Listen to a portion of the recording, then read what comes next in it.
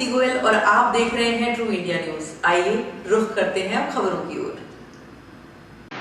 True India से मैं आनंद कल्ला। बात आज जहां शास्त्री जी प्रभु की और जोधपुर में दिव्य दरबार लगा और दिव्य दरबार के अंदर सवेरे 11:30 बजे से अभी तक लगातार भक्तों का आना लगा रहा था और भक्ति भावना के साथ जहां कथा सुनने का भी अवसर मिला। हम आपसे जानना चाहेंगे कि जब आपने यह जो कार्य शुरू किया तो पहले तो आपके गुरुदेव को प्रणाम करते हुए हम उनके बारे में जानना चाहेंगे। मेरे गुरुदेव मेरे पिताश्री थे पंडित सीताराम जी जोशी। बचपन से ही इसी वातावरण में जन्म लिया था, तो एक तो उनकी कृपा तो रही थी और हमारा खानदानी भी रहा है। जब मैं थोड़ा सा मतलब किशोर अवस्था में था तभी से ही गुरुदेव मेरे पिताश्री ने इसी भक्ति मार्ग में हमें डाल दिया था और ऐसी ऐसी कठिन साधनाएं और भक्ति का हमें अनुभव हुआ और उन्हीं की आशीर्वाद से आज ये आपके सामने है कि कोई भी भक्त सब सामने आके बैठता है तो हनुमान जी और बालाजी की कृपा से उनके भाव हमें दर्शाते हैं कि क्या बोलने वाला है, क्या पूछने वाला है और क्या उसका समाधान है समस्या का। ये हम बताते हैं। अभी तक उन्होंने लाज रखी है और भगवान बालाजी है जब तक ये लाज शायद रखेंगे ही, तो बस उन्हीं की कृपा है और गुरुदेव की कृपा है। बिल्कुल, जहां गुरु की कृपा हो और बालाजी की कृपा हो तो हर कार्य पूर्ण हो ही जाता है। लेकिन जहां भक्त अपनी समस्या को लेकर के आते हैं, बिल्कुल आप उनके चेहरे को देख करके भांप लेते हैं और जो पर्ची में लिखते हैं वही होता है। इसके पीछे कुछ कहते हैं कि साहब कर्ण पिशाचनी की बातें की जाती है, कुछ और प्रश्न कुंडली की बातें की जाती है, तो ये क्या है? इसके बारे में मैंने कथा में भी जिक्र किया था कि कर्ण पिशाचनी अगर किसी के पास है तो वो एक तो मंदिर में नहीं बैठ सकता, हनुमान जी के शरण में नहीं बैठ सकता क्योंकि वो पिशाचनी शब्द से ही आप समझ सकते हो। दूसरा, कर्ण पिशाचनी वाला व्यक्ति कभी भी भविष्य नहीं बता सकता। और मैंने तो अभी बालाजी की कृपा से, गुरुदेव की कृपा से यहाँ बैठे हुए उनका अग्रिम पर्चा बना के रखा था और एक छोटी बच्ची को हमने उठाया था कि आपकी जो इच्छा हो उसको आप उठाइए। अब उन्होंने ऐसे व्यक्ति को उठा लिया था जो यहीं से संस्था से संबंध रखते थे, इसलिए हमने दूसरा उस पर्चे को भी रखा और एक और पर्चा बना दिया। दोनों में से कोई भी पर्चा उठा लेंगे वो उन्हीं का निकलेगा। और एक फिर रैंडमली किसी एक बुजुर्ग व्यक्ति ने किसी एक और व्यक्ति को उठाया, उन्हीं दोनों के पर्चे वो निकले नाम समेत उनके। तो ये बालाजी की कृपा ही थी। और वो हमने 5-10 मिनट पहले पर्चा लिख के रखा था, 10 मिनट के बाद उनका भविष्य कथन किया गया, तो भविष्य इस तरह से वो कर पाते हैं। तो भविष्य बताना सिर्फ एंड सिर्फ बालाजी की कृपा से ही हो सकता है, कोई पिशाचनी या किसी के कृपा से नहीं हो सकता। बिल्कुल, एक और बात कि जहां अनेक रोग भी होते हैं और उन रोगों का उपचार भी आप कर पाते हैं। ऐसे ही रोग जहां हमने सुना भी था कि जहां बहरे थे, सुन नहीं पाते थे, छोटे से बच्चे थे और वे भी आपके कुछ बालाजी की कृपा होती है और आप कुछ करते हैं और हो जाता है, वो कैसे हो पाता है? वो भी बालाजी की कृपा से ही होता है। मैं कहूँ कि मैं कर सकता हूँ तो दुनिया के सारे बच्चों को, सारे जितने भी ये बहरे गूंगे हैं उनको मैं ठीक कर देता। ये मेरी कोई कृपा नहीं है, ना कोई मेरे अंदर इतनी ताकत है। हाँ, अगर श्रद्धा और भाव लेके और बालाजी का और इस दरबार में श्रद्धा लेके आप एकदम अटूट, परीक्षा की दृष्टि से नहीं आओगे। परीक्षा की दृष्टि से जो आते हैं उनको भी हम जवाब देते हैं, उनको भी हम भेजते नहीं है कि हम आपका नहीं देखेंगे।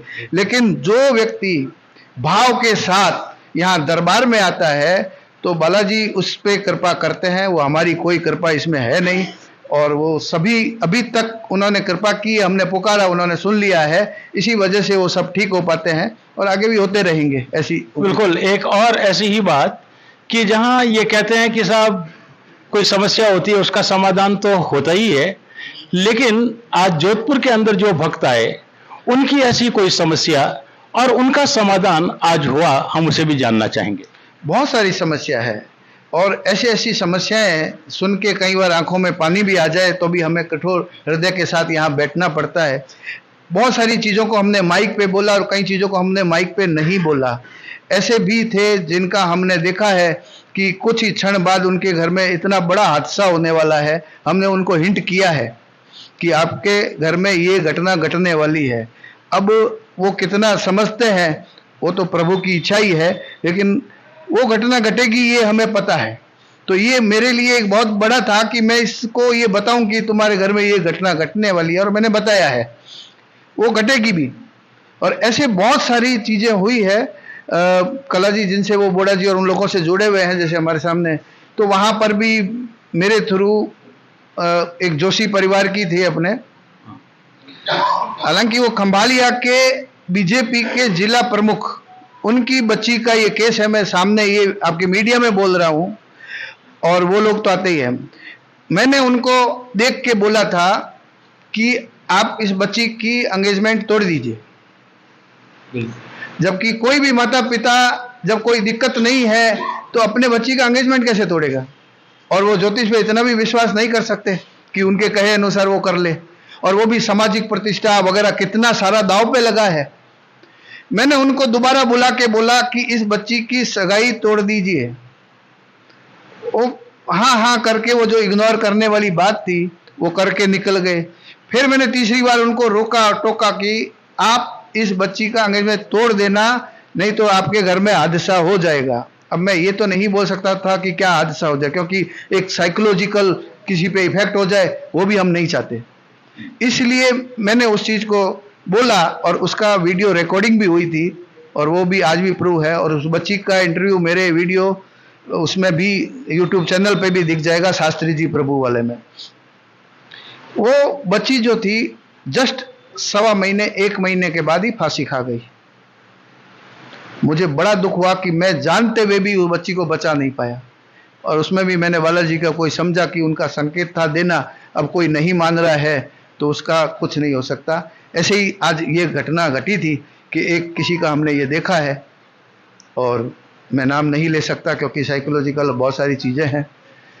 तो प्रभु उनकी उस घटना से बचाए, हम तो इतना ही प्रार्थना करते हैं। हमारा आखिरी सवाल यह रहेगा कि कहते हैं कि होली को टाला नहीं जा सकता, कम किया जा सकता है, कुछ बदला जा सकता है, और अनुष्ठान के माध्यम से भी उसमें कुछ परिवर्तन लाया जा सकता है। यह कहाँ तक सही है? बिल्कुल सही है। प्रार्थना में ताकत होती है, और आज मैंने एक उदाहरण भी दिया था कि आशीर्वाद में भी उतना ही बड़ा ताकत है। उसके ऊपर मैंने एक आज पूरी कथा कही थी कि आज हमारे यूथ और हमारे युवा बच्चे इस आशीर्वाद रूपी इस महान जो अपने पूर्वजों ने तोहफा दिया है, जिससे आयु तक बढ़ जाती है, उसके ऊपर मैंने आज एक उदाहरण दिया है। और अनुष्ठान भी वैसा ही है कि हम जब भगवान की प्रार्थना पूजा करके उनको खुश करके अपने नजदीक लाते हैं, तो उनका एक आभा, उनका प्रकाश हमें टच ही कर जाए तो हम उससे परे हो सकते हैं। तो वो भी एक आशीर्वाद है। तो उस अनुष्ठान से जरूर लाभ हो सकता है। बस वही है कि हम उसको सत्य और भाव के साथ करें, उसको सौदा ना समझें। हम पंडित जी को दक्षिणा देते हैं, पंडित जी को मतलब सामान का पैसा देते हैं, और पैसा देख के हम ये कहते हैं जैसे पंडित जी को खरीद लिया है। तो पंडित जी के पास तो समझ लो उन्होंने तो अपने कर्म का पैसा ले लिया है, लेकिन वो भगवान तक पैसा नहीं पहुंचा। भगवान तक पहुंचेगा आपका भाव। अगर आपको श्रद्धा और विश्वास के साथ अनुष्ठान करवाना है तो ही फलित होगा, नहीं तो किसी पंडित जी या किसी तांत्रिक या किसी ज्योतिष की इतनी ताकत नहीं है कि वो घटना को बदल दे। बिल्कुल। तो बहुत अच्छी बातें आपने हमारे को बताई, लेकिन अब ये कि समाज किस तरीके से रहे जिससे कि उनकी काफी कठिनाइयां स्वतः ही दूर हो जाए, क्योंकि आपका तो बार बार सभी जगह जाना संभव नहीं होता, पर्चा उनके लिए खुल नहीं पाता, तो क्या कहेंगे? बिल्कुल, समाज के लिए मैं एक ही बात कहना चाहूंगा कि आप अपने घर में जो भगवान रूपी माता पिता दिए हैं, सबसे पहले भगवान भी उसकी प्रार्थना और पुकार नहीं सुनता जो अपने माता पिता की अनादर करता है, उनको तंग करता है, या उनकी अनदेखी करके उनकी बीमारियों पे आप अपने बीवी बच्चों के लिए दवाइयों के लिए तो दौड़ के कुछ भी करने के लिए तैयार हो जाते हो एक उम्र के बाद में, लेकिन माँ अगर दवाई के बगैर बैठी है, उसकी दवाई आपको खलने लगी है, उसका चश्मा टूटा हुआ आपको खलने लगा है, तो आपको विनाश से कोई नहीं बचा सकता। तो मैं समाज को कहता हूं कि इस से बाहर आइए और अपने माता पिता जो प्रथम गुरु प्रथम भगवान है, और भगवान भी कहते हैं कि 5 जनों का ऋण चुकाए नहीं चूकता, उसमें से प्रथम तो माता और पिता 2 है ही, तीसरा हमारा गुरु है, अध्यात्म गुरु हो सकता है या जिसको भी आपने गुरु बनाया वो है। और चौथा हमारी गाय माता है, उसका भी ऋण हम नहीं, क्योंकि उसमें 33 करोड़ देवी देवता बैठे हैं, 33 कोटि देवी देवता उसके अंदर है। हम उसका भी अगर अनादर करते हैं या उसको काटते हुए देखते हैं या कुछ भी है, तो वो भी हमारे पाप का कारण बनता है। और पांचवा है अतिथि देवो भव। अतिथि यानी जो बिन बुलाए और अचानक मेहमान हमारे घर आ जाए और वो हमें खलने लगे, तो उस पाप से भी हमें कोई नहीं बचा सकता। जो 5 इन देवताओं की पूजा कर लेता है तो भगवान साक्षात वहां पर आते हैं और उनको आशीर्वाद देते हैं।